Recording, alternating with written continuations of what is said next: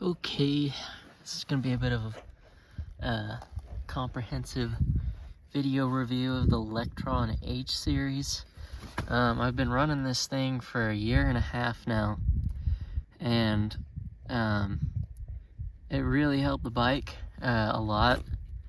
Gained a lot of low-end horsepower, and I didn't have to fuck with jets, which is always nice. But as you can see, it's a bit battered, right?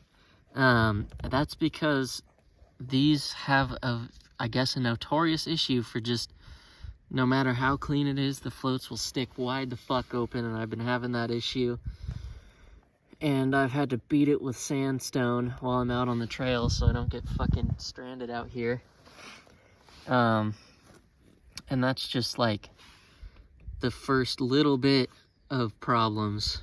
This thing has given me so much shit over the last year that I would never recommend this. At least the H series. I hear the Billetron, like the step up from this, it's way more expensive, but I hear that's really good, like leaps and bounds better.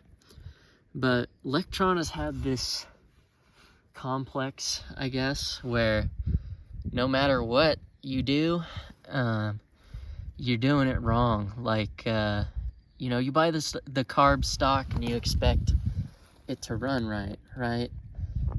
But then you read their responses or like the forums, and they're like, oh, well, you need this upgrade, you need this and this. For example, it's kind of hard to see with the video, but it fits kind of fucked up in this thing. The throttle cable is like right on the frame, so it bends like that, and that's really sketchy. That's not ideal. And it's caused like pinching and pitting and stuff, which, you know, I'm not a big fan of. I don't like when my throttle sticks. It's kind of dangerous. And their answer, of course, is, well, you need to get the custom intake boot. But they advertise it as, you know, ready to run. That's like their big fucking thing. You stick it on the bike and you don't have to fuck with it, right? That's the whole appeal. But no, that's definitely not it. And then you go down here, you can see that there's just gas, and it's full of gas because it's always fucking flooding this thing. I have had a year's worth of replacing shit, adjusting the float, dealing with that fucking O-ring, and their answers are always the same. Well, you need to buy this, you need to send it in for maintenance, and it's just hundreds and hundreds of dollars of shit that they didn't tell you you needed until after you buy the thing. And to get it serviced through them, you're out of a carb for 2 weeks at least. And that's like at the very best. And you have to pay them like $100 and something bucks for them to just rebuild it.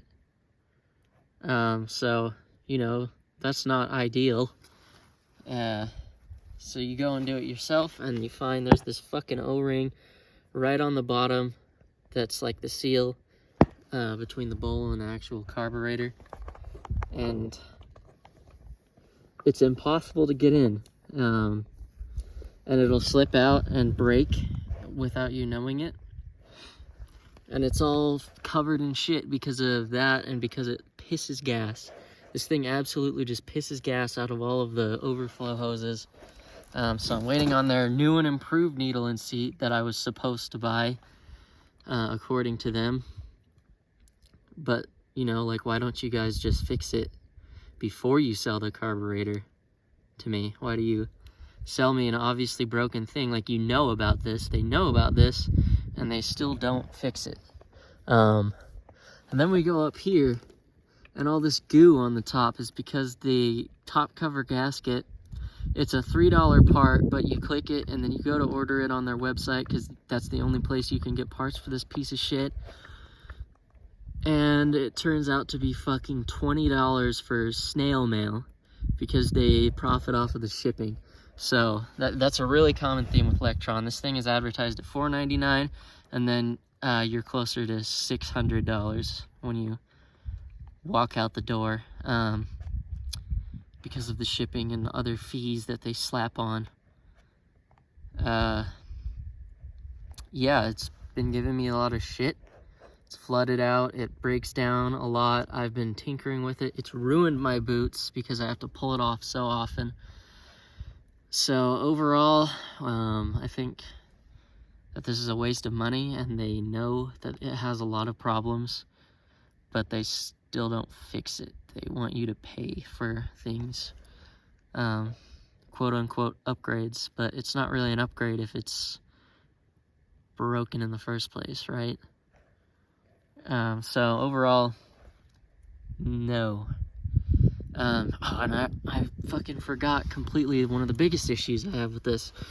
Okay, last thing. They have a metering rod in it, right? And it adjusts in quarter turn increments unless you buy their upgraded carb. Then they go in 1/8 turn, which is another thing. They're like, well, yeah, you need to buy this one. So when I have it 1/4 turn leaner than it is right now, it's way too lean, and it like hanging idle, like the idle screws all the way out, but it's still way high of an idle, and it will, like, it surges. Then you go 1/4 turn richer, which is where I'm at now, and you have a fat bog. It just and it loads up, and there's no in between. Float height doesn't affect that. You're just kind of screwed. So it's always between adjustments. Once it heats up in the summer, it's a little bit better, but not much. It still hangs up when you can go a little leaner. So overall, really kind of a rip-off. Yeah, I don't know, Electron, you fucked me.